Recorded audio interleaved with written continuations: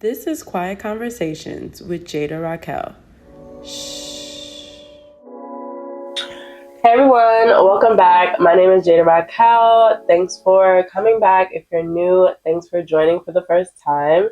Today, our topic is called Knowing When to Get Out, and our title today is Get Out with Aeriel Burtley. Yay! Okay. Let's get into the episode. Thank you for joining. Thank you for having me. So today we're talking, guys, you know I always have my piece of paper here. So today we're talking about knowing when to leave your city. Mm-hmm. The name of the podcast is Get Out. So we're going to discuss how did you know when it was time to leave your city, advice and, you know, tips and tricks that you can give people when they want to leave. And your story on what made you leave your city. We're gonna get into the city. We're gonna get into the city that you're from, and et cetera, et cetera. So, guys, as you know, I always go into each part. So, part 1, we're discussing leaving. Part 2 is Bulgaria, and part 3 is for the girls and the guys. So, let's get into it.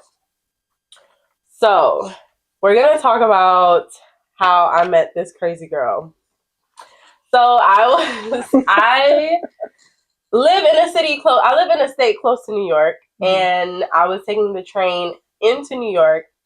I was standing on the platform waiting for the train, and this girl asked me for directions.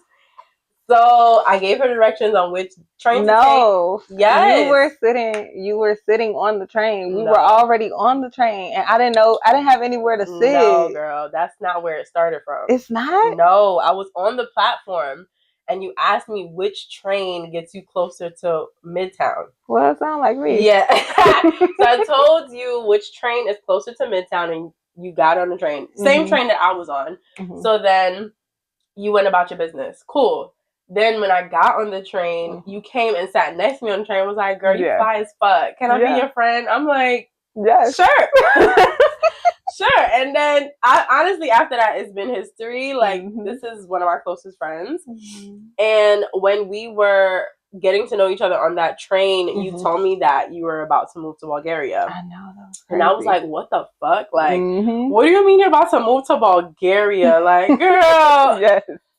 And we went into you being from Chicago, why you're moving to Bulgaria, the opportunities that it had for you out there. So let's get into the episode. Yes. Let's talk about you leaving. Let's talk about who you are, where you're from, what you do, and why you initially moved to New York.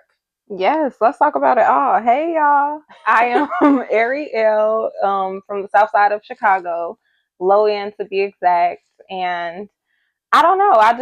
Sometimes you just have this feeling and your spirit can know before your mind knows that it's time for you to leave a place. And I think that that's what it was. Growing up, I've always been quick with my words and things like that. So I always knew whatever it was going to be about storytelling, communication, something like that. That was what my career was meant to be. Naturally, I leaned into law, but I didn't really know. And being in Chicago, I felt like it was one of those places where I could be comfortable and I could be relaxed and I would still be rewarded for that. And sometimes that's cool, but sometimes you're looking for a little bit more development and you need those consequences. And I feel like coming to New York, that was a place where it was like, if you don't grind, if you don't hustle, you won't make it. And that change of pace was the discomfort that I needed. And so now I am working as a You don't have to go into detail. Yeah, that's how I'm like. She's working towards that law degree. She's working towards becoming a lawyer. Period. I don't know how much of my business I was trying to tell. She don't gotta go into deep. But what I did want to ask you was, like, you did go into like Chicago being like a comfortable place for you because obviously you're from there. And I feel similar. Like, I feel the same about New York. But I did want to say, like, what, like, initially, like, why did you leave Chicago? Like, even though like it was comfortable for you, is that the only reason why you left? Honestly, it's gonna sound so shallow, but I probably started watching Sex and the City when I was like 13. No, but this is what it was about though. Okay.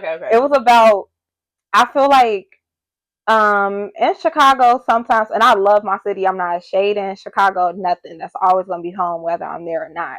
But in Chicago, I felt a sense of when you're trying to do something on your own wave, or you're trying to embrace that individuality, you might get a look, and or just like it's just not as well received like as it is in or it's just like why or what it's like don't worry about what I'm doing, you should be doing something that you doing, so you don't have no time to worry about what's going on over here. That's fair. And I felt like when I was looking, so that was something that stood out to me in Sex and the City, seeing people, seeing like the Carrie Bradshaw in the grocery store with high heels on. I'm like, wait, she in the store doing this, dressing like this, ain't nobody looking at her crazy. And then I started to see all the extras and stuff. I'm paying attention to that. Everybody in New York is looking crazy with their own sense of style, and I like that. Everybody is too busy doing their own thing to be judgmental. And I think that that was really the reason that I decided that New York was for me. It felt like an environment that would embrace all of my wildest dreams, because I do have so many wild dreams. I'm ambitious about 17 different things. And when I came to New York and I started to practice the things that I wanted to do, or if I started to speak to other people about all of these different things, nobody ever said, but why do you want to do that? But how, who, what? Everybody was just like, I could see that. I could see that. Okay, cool. And it was just support through and through and through. And that's how I knew, like, and then and I got here, and it was around that same time that Kanye had just dropped that documentary. I was living in Newark. Oh my God. So I just, what Kanye documentary got to do with you? Because he had moved to Newark. He moved to Newark. He didn't have nothing. So like, he from Chicago, I'm from Chicago. Yes. I'm like, oh my gosh, I'm on the right path.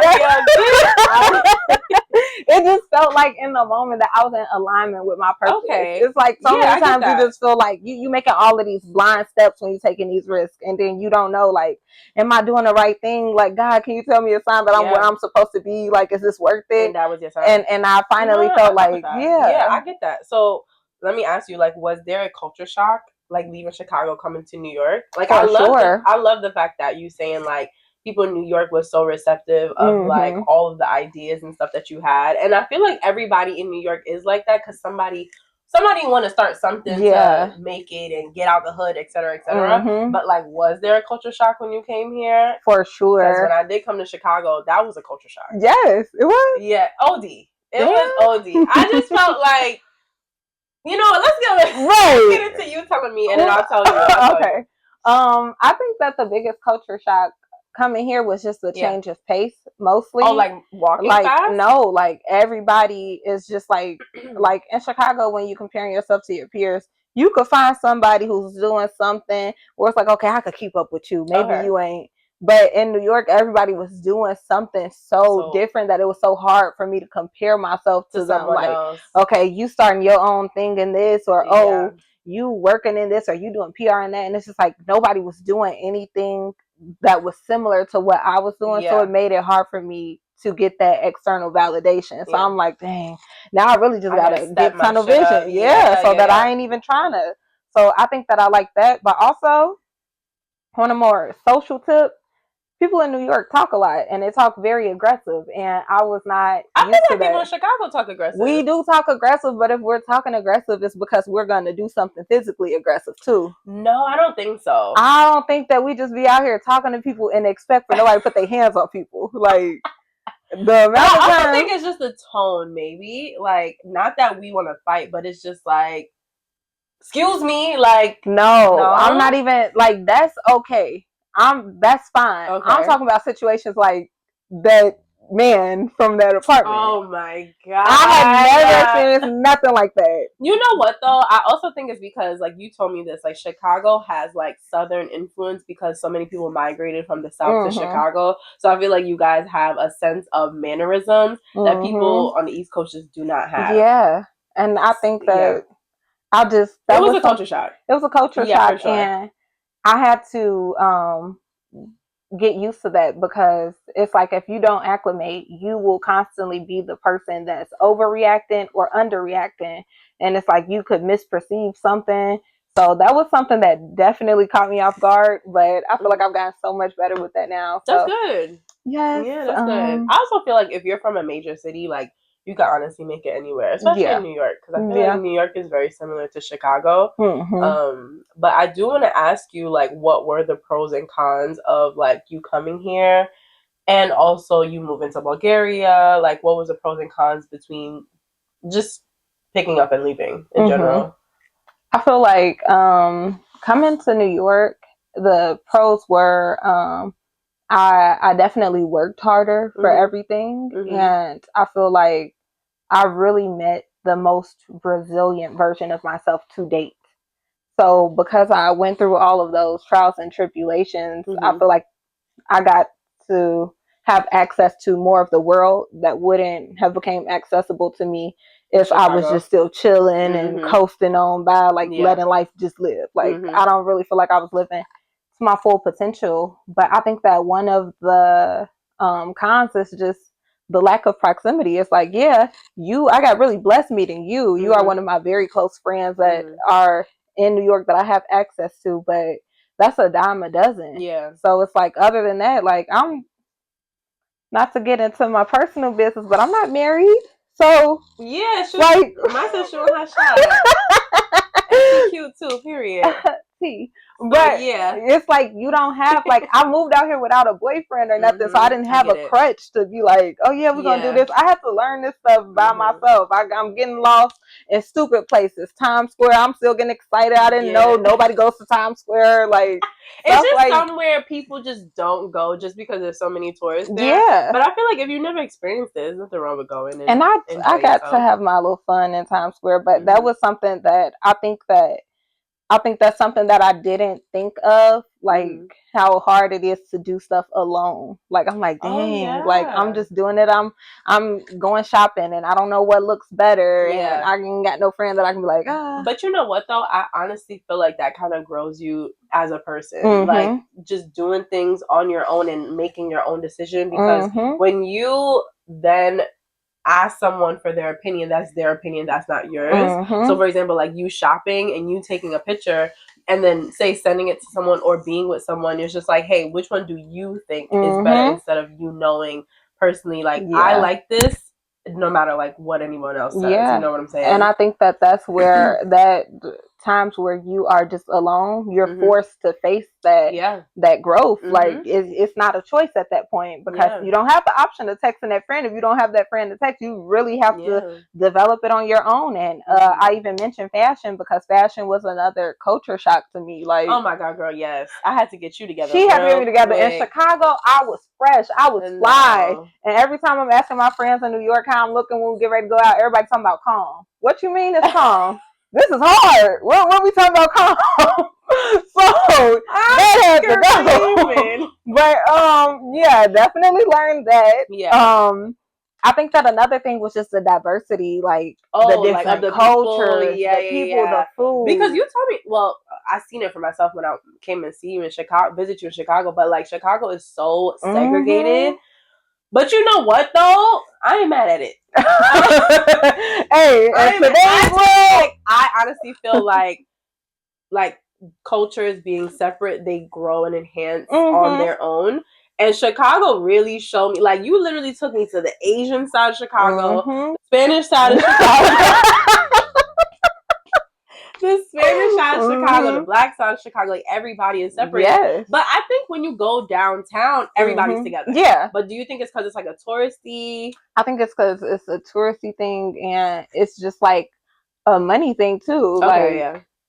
Like, depending on certain like types of income, you're not gonna go past a certain place. You're gonna go where your income is at. Yeah. But once you get to reaching a certain peak, I'm not gonna say the segregation and everything don't affect you as much, because it definitely does. But you just have access to more of Chicago. So that's true. So like, when you came here and it was a culture shock, because everyone was like all together, like, how did you adjust to that? I think that it really challenged me to reevaluate a lot of the perceptions that I had about different things Mhm. because, you know, I'm coming in here with a Chicago lens. So Mhm. I had to check myself and say, hey, girl, you ain't in Chicago no more. So a Yeah. lot of your thinking no longer applies. Mhm. But it's like, you know, certain things that you learn, it'll get you through anything. But it definitely taught me to be a little bit more open. Minded, And and not like being open without perception, just being Okay. open and receiving it. I mean, you, hey, how are you? Okay, this is you, and not just being like, I don't know about. Yeah. So Okay. definitely changed me. Okay, good. I love that. So let's get into part 2, Bulgaria. So part 2 is Bulgaria. So let's talk about why you went to Bulgaria in the first place. Because when you told me, I think I met you, say July. Yeah, I think I met you like a little before your birthday. And then you was going to Bulgaria in like September. Yeah. And then when you told me, I was like, girl, what do you mean you're going to Bulgaria? Girl, black people, we not on them sides. Like, what do you mean you're going to Bulgaria? So let's talk about why you went and like what was there for you. Yes. I was very interested in the whole Slavic languages, Slavic culture, everything. And I think that, I don't know if this is just a me thing or if it's a cultural thing or whatever, but a lot of the exposure, a lot of career exposure and things like that, I got that from watching movies. I didn't grow up on a lot of internships. My parents didn't have super cool, fancy jobs. So a lot of the jobs that I became aware of through film because I was a movie head. So I didn't know that. So I grew up watching this show called Nikita, and it was like this spy show. Long story short, it was based with like Russian spies and things like that. And so that's when I became familiar with the Russian language. And I just really liked the way it looked. I liked writing it, things like that. And so it was just one of those goals that I kept up with that I had since childhood. So when I went to college, I started taking Russian language classes. And I found out about this program called Fulbright through the U.S. State Department. And they basically put you in a different country. It's like the Peace Corps, but you're a teacher. And they give you your own apartment. They give you a stipend. You teach, and you teach American culture. You teach English, and you also learn about that culture. So I was telling my college teacher that I wanted to go to Russia, and she was like, I don't think Russia is a good place for you right now. I think that you should try Bulgaria. And she basically explained it in the sense difference. Of, like Mexico and like Portugal for Spanish, but it's like, okay, it's safe for one place and it's not. Yeah, it's safe for one place, but the language is still similar enough. Okay. So even though I'm not going to Russia, you know, Bulgaria is still a Slavic culture, so I would still be able to understand and develop my Russian language skills. And I just wanted to be fluent in Russian. And I enjoy teaching. I enjoy teaching people about Black American culture. And I think that that's important. I think that a lot of times when people go to these fellowships and they teach abroad, I don't think that the people abroad are learning about the true Black experience. And so I just wanted to be able to promote that as well. So I went there, and I think that everything that was told to me was such an understatement of what I would experience. And I didn't know that. And so I will chuck some of that up to me being naive. Yeah. But I will also chuck the other half of it up to just global identity and like global Blackness. And I just didn't know that. It was just one of those things that I truly think you don't know it until you go through it. Yeah. So do you regret going? No, I don't think that I regret going because I truly think that my perspective was most challenged in Bulgaria. And I think that, not even to get into all that immigration stuff like that, but I really understood what it was like, or not even, it's like, I don't even want to, you know what, we not on here talking to no presidents. We don't have to be politically correct. I went over there and I found out what it was like to be a Black immigrant, a black person. Like I felt like, dang, everybody here. It felt like slavery times. It felt like slavery. It's like I never thought that I would ever say I prefer American racism. Like, give me that any day. So like it was too much. We spoke about like what you went through, but I don't know if you want to tell your story about what happened to you on the train. But other than that situation, like, what was it like? Just like walking the street, being in the grocery store. Like, what racism did you experience? It was really bad. Like, it was one of those things where my first week there, I'm seeing swastikas on the ground. Oh, that's crazy. And I'm like, okay. And this was where it was, I learned, this is where my perspective has changed, and like me being proactive and why collective action is important, because I looked at that and I said, okay, the black in me, or I don't know what it was in me, but I'm mind my business. That don't look like it's for me, so I'm gonna just, mind my business. But I don't know in what world I thought if it could happen to a white person, why could it not happen to me? So if it happened to them and they that loud and proud about it, okay, my time is coming soon. Okay. So I think that it was always a thing of, I just always felt uncomfortable. Like anywhere. The only place I felt most safe was the dog park. And that's because I always had Armani with me, and he's a cute dog. Yeah. Everybody's always like, "Oh, can I play with you?" And he's so friendly. He's so nice. Yeah. He's demanding that loving attention. Yeah. But everywhere else, if I'm riding on a train, conductors coming up to me, checking my ticket to make sure just that I paid, and I'm like, "Oh, we doing random searches?" Like I don't know the laws enough to know, is this racism because I'm black, or is it right? Yeah. So it was, half of it was that, or then it's like, I'm going to stores and things like that, and people just staring at me, and it's just like, not these curious stares, because sometimes you can feel when people are staring at you out of curiosity because they've seen nothing like you before.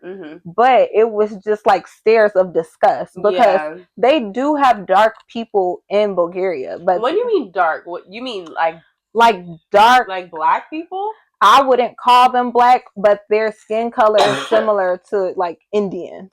Okay, so brown. They're brown people. Okay. So they call them like Roma people, but they also have like the derogatory term of, they're calling them gypsies, and they get these bad reps for being thieves and all of this and all of that. And so I don't know, you were a gypsy? They didn't know what I was, so that's what they defaulted me. Yeah. Okay. So it was like I was just getting extra bad stuff on top of that. So it's like, now you treating me bad because I'm black and American, and then on top of that, you treating me bad because you think I'm Roma. You think I'm gypsy? Baby, chill. I assume Americanka. That's so interesting though, because like, for you to say that you prefer American racism says a lot about your experience going there. Bulgaria, somebody spit on me on a train. Like a white, a Bulgarian man spit on me on the train, and he started running through, and I maced him after he spit on me, because I'm American and I'm from Chicago. So if you put your hands on me, you need to expect to get your hand. Yeah. So, because this might be Bulgaria, but I'm American, baby. We don't. Yeah. So my question to you is, like, when you were out there and you experienced racism and all of the things, like, one, what did you learn about yourself while you were out there? And two, when you were there, like, not when you came back, but like when you were there, were you constantly saying, damn, like, should I have come here? Like, were you second guessing your decision? And I mean, I know you had Armani with you, and he's a pretty big dog, so you did feel safe every now and again. But like, like, what did you learn about that whole experience? I definitely had my moments where I just felt like, dang, everybody told me don't bring my black tail self out here. Yeah.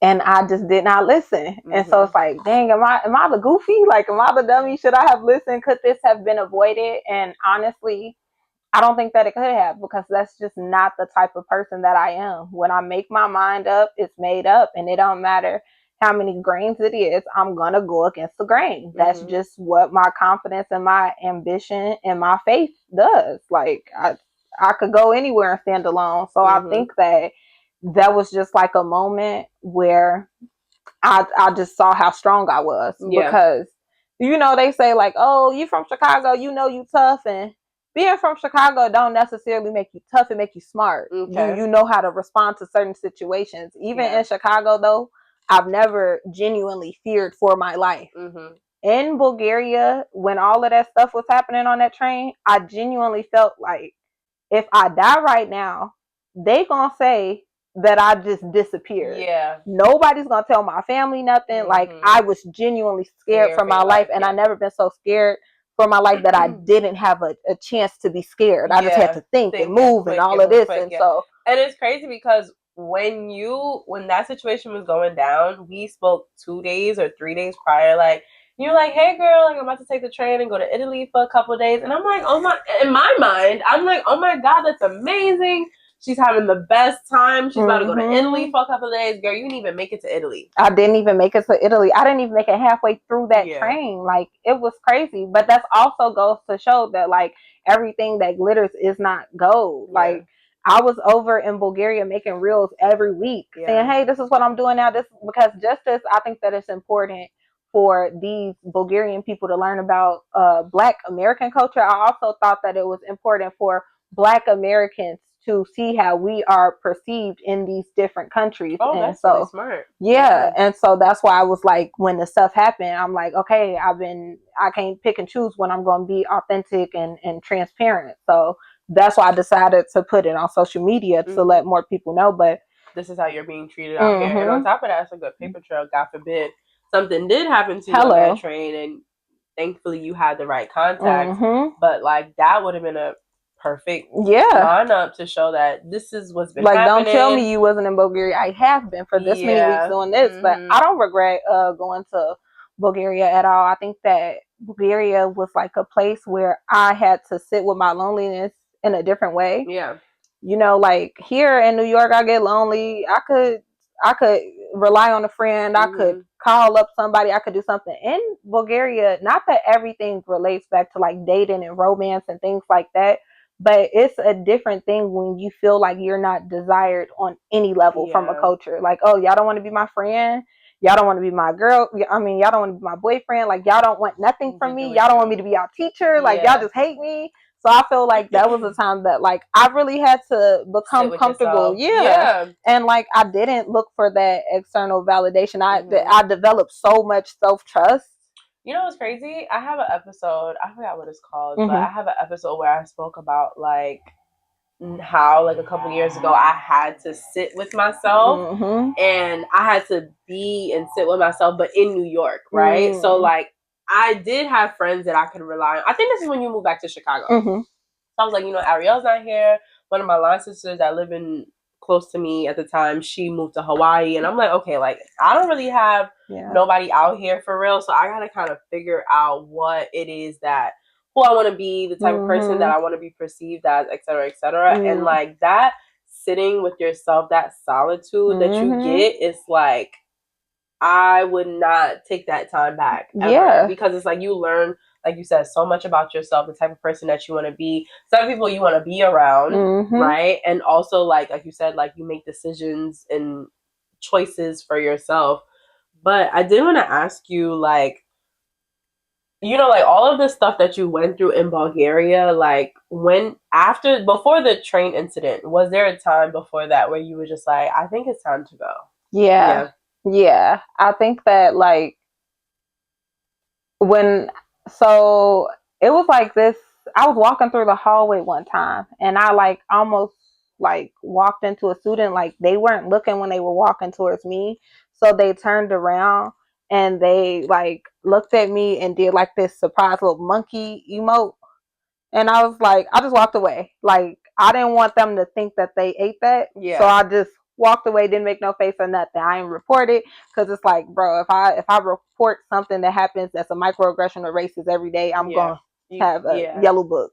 So I'm just like, okay, whatever. And then my really, really, really good friend passed while I was in Bulgaria, so I had to take the plane. I had to take a flight back to Chicago, and you don't realize necessarily how bad things are when you're in solitude. But the minute that you go back to that love where you feel all this happiness and stuff, then you have comparison. And comparison is truly the thief of joy, because I realized how bad the treatment was when I started being around that love again.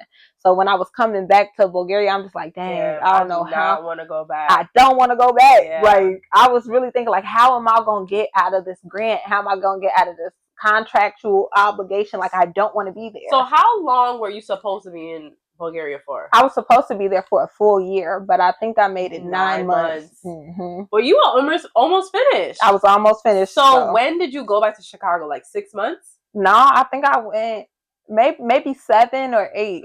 7 or 8 months. It that happened like really close to each other. Yeah. Okay. And so that's why I was like, as angry and everything that I was about that whole train incident, I was so grateful. I felt like God worked in the most mysterious ways, and it's like, you know, he does for sure. I just needed to go. Like, I was done, because even if that train incident if it didn't happen, there was no way I was making it that full 12 months, especially after I had just went back to Chicago and received all of that love. So all of these Black people for the first time, like in a long time. And it was so crazy, because it was like, when I first got there, I saw this African man who was a taxi driver, and he got out the car. He was like, "Hey, we gotta stick together. What's your name? Give me your number." All this, and I immediately thought, human trafficking. Are you trying to kidnap me because you know I'm not from here? No, I'm not giving you any of that. I was like, my alarms were going off in my head. Like, I've seen Taken. I know how these taxi drivers get you. You ain't gonna get me. And then after that incident happened, like, damn, I wish I had his number. I should have gave him my social security. Like, I was in the mall and I saw this Black lady, and I went up to her and I was like, "Hey, this is the word. If they call you this, they calling you the N word. This is the word." And it's like, now I'm becoming these people. The same like, taxi man. Yeah. Now I'm the taxi lady. Like, it was crazy. Oh my God. I need to find that man to thank him, but I'll never go back there. So I guess I won't. But oh man. I'm grateful that I went there though. Yeah. I hate it, but it was really like, it taught me to really be more intentional about how I treat others. Like, because that was my first time experiencing life without privilege. Like, I've never been in the other crowd like that. Like, I mean, you have, but but not in a way where it felt like, like, damn. Yeah, because in America, you're still technically the minority. Yeah, but you never been one compared to 100 white people. Yeah. I've never been the only Black person in the country. Like, that's insane. And I felt like, it's like 1 of 3. It was something that I took for granted. Like, I didn't know how bad it was. And so it's just like, it made me think of all the people that I would see growing up in America. And it's like, damn, I probably could have treated you better. I could have did this. And you can't go back in time, so you can't let that eat you up. All you can do is just be intentional moving forward. Yeah. So that's all that I've been trying to do. So, yeah. So, crazy story. That's my life. Yeah, crazy times. Let's get into part 3. Part 3 is for the girls and the guys. This part we're just going to be discussing. Aeriel did tell you guys her story, her background, her experience in New York and in Bulgaria. But now this section is going to be a portion where she's going to give advice on, like, when to move, when not to move, like, just knowing when to just get up and get out. So you're in New York now. So what's your plan now that you moved back, and how is it different from the first time you being here? I feel like the first time that I came here, I was just so desperate for opportunity. Okay. And this time, I'm so much more intentional about alignment. And so I think I just want to be graceful in the way that I execute this plan. So this time I am not, I'm not living in an Airbnb. I have an apartment. So stability, like, from every step. I have routines now. I'm not just going with the flow. I have my own flow, and I'm aligning myself or connecting myself to experiences that match the person that I've become. Yeah. So that you did bring up intentionality. So, like, do you feel like that's something that people should do when they're moving to a new city? Like, do you feel like people should be intentional on, like, I guess everything, like where they live, who they want to be, the things that they want to be involved in? Yeah, I definitely think that it's important to be intentional, but I don't think that you should be paralyzed either. Like, don't let yourself become paralyzed by the plot. Like, oh, I see myself getting here, here, and here, so that means that I got to think like this. Hey, it ain't gonna always come together the way that you see it, but as long as it comes together and you're moving in the direction that's the goal, that's literally the goal. It don't matter how cute it is, none of that. Just do it. Just start. And as you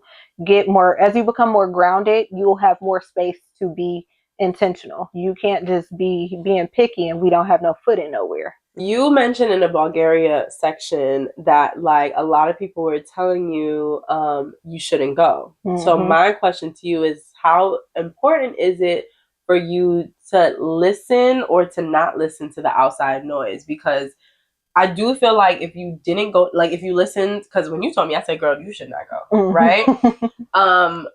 But you did say that you don't regret going because it gave you a different perspective. So how important is it for people to do or don't listen to the outside noise when wanting to move? I think that when wanting to move, you gotta, I'm not saying like just shut people out and be a brick wall. No, listen to what they saying and let that push you forward. Don't let it hold you back. So it's like people saying like, they ain't got no black people in Bulgaria. Oh, it's not a safe space for black people. My mama, she even saying all of this stuff like, hey, make sure you stay in shape. Make sure you stay vigilant. Make sure you be careful and all of this and all of that. But because of her and like, I'm really listening to that. Like, oh my God, like I'm waking up. I'm having a gym membership and I'm going there every single day. Like I'm walking to class. God forbid anything happen, I know how to get home and I'm learning the neighborhood. Yeah. And so even like learning the language a little bit more so that I'm learning like, oh, these is trigger words. It's no longer safe for me now that I'm hearing this. But it's not about like, because if I would have just listened 100% to what everybody else was saying, I would have never went to Bulgaria. But because I listened to a little bit of what they were saying, I was prepared. So when the things happened, I didn't freeze. But more so, you have to listen to yourself, listen to your spirit, listen to your heart. And then overall, before you listen to anything else, listen to God. He's going to tell you what to do and he's going to make a way moving forward. And if your community is truly your community, the test will be right or wrong. Are they rocking with you? Because regardless of if me and my community don't agree on the decisions that I'm making, I know if a plan goes left, I can call them and they coming. And I think that that's the same way that you have to look at yourself too. Like you will learn it as you grow. So you're never going to be perfect. It's never going to be the ideal timeline. And if it is, you probably waited too late. Mm-hmm. It's going to be scary, but you'll keep learning, you'll keep evolving, and you'll be okay. So follow what's in here and follow what's up there and just appreciate the warnings that your community are telling you, because if they didn't have no input, it's probably because they didn't care about you. If they're telling you something, they care about you, and it's just coming from a place of caution. Yeah, and concern. Mm-hmm. So speaking of communities, what was it like creating community in Bulgaria? What was it like creating community in New York? Do you feel like you had to, again, be intentional with like things that you do? So I guess picking up hobbies or like going for more walks or I guess joining a run club, for example. Like, did you feel like you had to do more of those things to meet people and create community for yourself in both cities? Mm-hmm. I definitely think that it was just important for me to show up as my authentic self, because when you going somewhere by yourself, all you got is what you create. So if I would have created a community based on this facade or fake perception of who I wanted to be, I would have hated everybody and I would have just felt 10 times more alone, 10 times more depressed and bored and just everything. So showing up as my crazy, fun, cool self, it allowed me to meet other people who were like me. Yeah. And I think that that's why I left that first job with so many friends. People from that job rented out cars to drive me to the airport to go to Bulgaria. Yeah. Like we were that locked in, but also it made me I had to check myself on how I showed up for these people. When creating a new community, you can't be that wishy-washy person. So it was that important for me to stand on my word. I can't just be saying, hey girl, I'm gonna meet you up there, and I'm flaking every single time because I know, like, we're still in our tryout friend phase. So if I keep showing that I'm this like person who's not dependable early on, how can I say that this is a friendship that I'm invested in? Right. So I think that it was important for me to, one, show up authentic, but then two, it was important for me to follow through, and that was also important for Bulgaria, because when I went to Bulgaria, I met another one of my lifelong friends. Her name was Camille. Her name is Camille, and she's like this Mormon girl and all of this and all of that. I don't even want to speak on all of that, but it was just the fact that just like, how did how is one of my closest friends now a white Mormon girl from Ohio? That's crazy. That's this insane. Is stuff that, and you wouldn't have met her if you didn't go to Bulgaria. If I didn't go to Bulgaria, I wouldn't have met her. Yeah. And when all of that stuff went down, they didn't give me no private security. They didn't give me none of that. But let me tell you about this little 5-foot white girl. She took off her work schedule for her students, and she said, Aeriel, everywhere you want to go, let me know. I'm accompanying you. You are not going to be left in this country by yourself until you get on that plane. And back to Chicago. Yeah, like she was, what? And so I'm going to see her next weekend when I go back to Chicago. But you just gotta, I don't know. I think it's just important to just be yourself, because I think that people feel that, like, oh, she's just being herself. Like, oh, don't mind her. She's just being her. Like, you know, and people receive that well. Okay, so your advice is to be intentional, be yourself. My question to you is, do you think people should leave the city that they're from? Should they move to another city? Yes, because the city that you're from is always going to be there. At some point, you're going to get to a place in your life where you will have so many easy excuses, like, oh, I got too many kids, I can't leave no more. I'm married now, I can't leave no more. It becomes too inconvenient for your environment, for your community. Right now, this is the youngest that you'll ever be. Do it now. Do it scared. Do it unprepared. Because guess what? If you get there and you don't like it, you can always move back. I came here, I left, I went to Bulgaria, didn't like Bulgaria, went back to Chicago, said okay, and I came back. Yeah. Like, it's your life. You are the narrator. You are in control. Just pick up the pen and start living. Yeah. And is that the advice you would give people? Yeah, take control of your life, and the first step of facing that discomfort is move out. You're not doing it simply because it's scary. Sometimes we have the hardest thing that we can do is ever just to admit that we're scared. Moving is scary.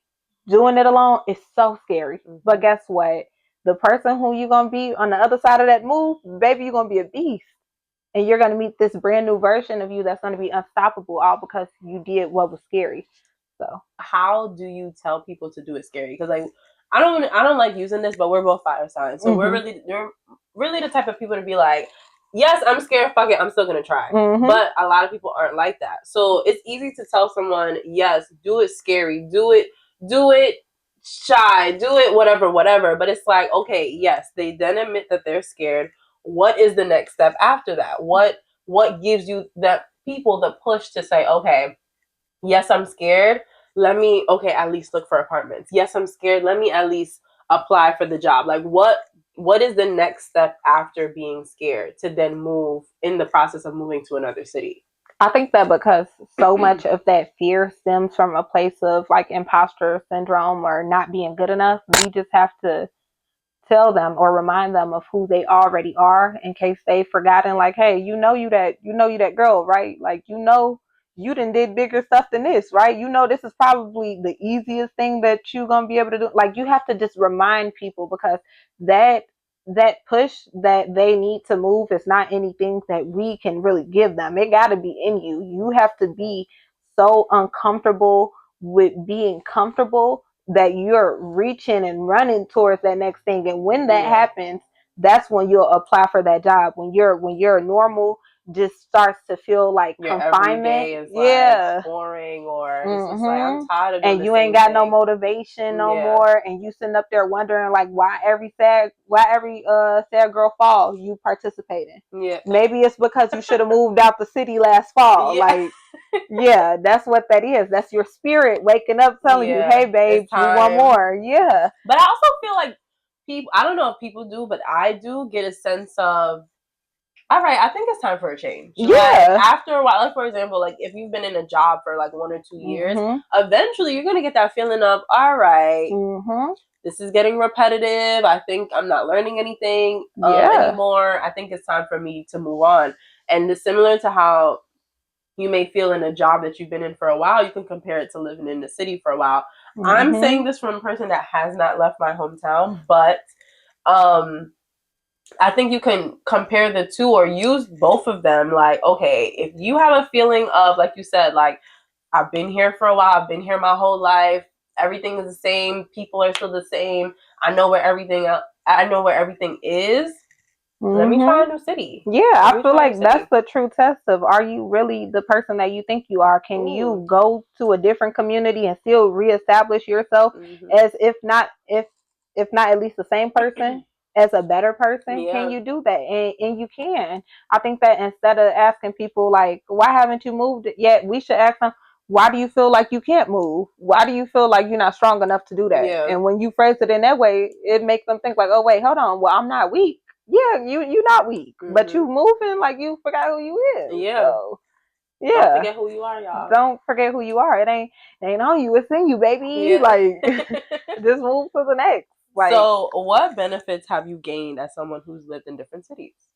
As a person who has lived in different cities, I feel like I have become like so comfortable in solitude. Like, I'm so comfortable in solitude. I don't feel like I need people to do things with. Like, I don't crave external validation as much. And I know I keep saying that so much, but I feel like that's such a big important thing that we have to, like, so much of our lives is just, oh my God, I want to do this, I care about this. And no, it's like at this point in my life, I can live like full-fledged as me, and I can show up authentic because I don't care no more about what other people thinking or how they living. I'm living my life for me because I only got one. Yeah. But I also think that it's a thing where it's just like, now I just feel that I'm unstoppable because, yeah, I did move to a different city. I moved to a few different cities, and I didn't have a good experience or the greatest experience in every city, but from every experience, I've gained a great thing that I keep with me forever.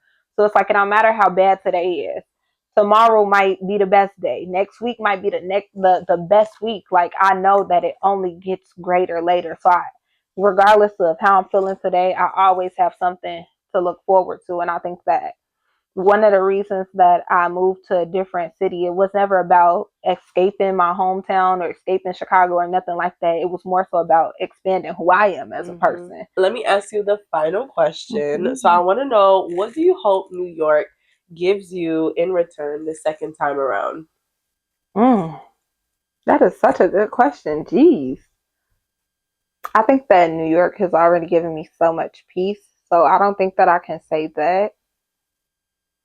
I think that I hope that, like, New York gives me some, it's going to sound crazy, not babies in the sense of some kids. No, I want to be able to, like, plant some little seeds somewhere that's sustainable. And whether that's within the people who I work with now and just seeing them chase or pursue all of their endeavors and things like that, or even if it's something that's starting a nonprofit or joining a club, something like, I think that this time around I have the stillness to be able to start new opportunities and be consistent with it. And so hopefully I'm pouring into these things in a way that when I step back, and if I was to move away again, I could see like the fruits of my labor. Growing. Yeah, I don't think that the first time around I stayed in a place long enough to really make sustainable change. That's what I'm looking for this time. I love that. And I also feel like when you came here the first time, you was trying to find your footing. You also like was trying to figure out both cities because you were in New Jersey. So I feel like you were trying to navigate between the two cities. I really do like that. So yeah, thanks Ari for coming. Thank you for having me. See y'all again next time. Yes, thank you guys for watching. Please like, comment, subscribe, share, and download. This will be up as soon as possible on all audio platforms and YouTube. Yes. Bye, guys.